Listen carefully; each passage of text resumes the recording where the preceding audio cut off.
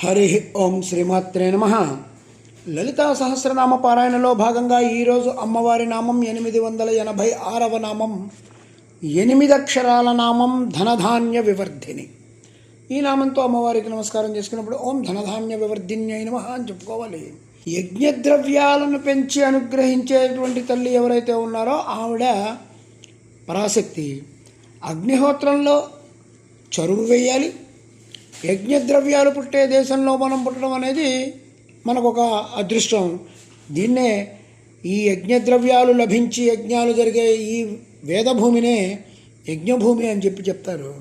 లక్ష్మీ స్వరూపంగా ధనాన్ని, ధాన్యస్వరూపంగా భూదేవిని పెంపొందించే తల్లి ఎవరైతే ఉన్నారో ఆ జగన్మాత ధనధాన్య వివర్ధి. యజ్ఞానికి కావలసినటువంటి ద్రవ్యం దక్షిణ.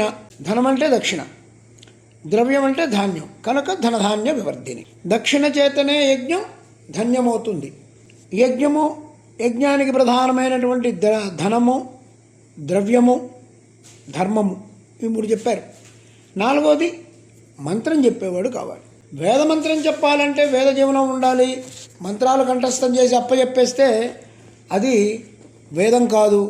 అక్కడికి వెళ్ళి చెప్పేయడం అనేది ఒక విధానం కాదు. వేదం చెప్పేవాడు కూడా ధర్మబద్ధంగా బతకాలి.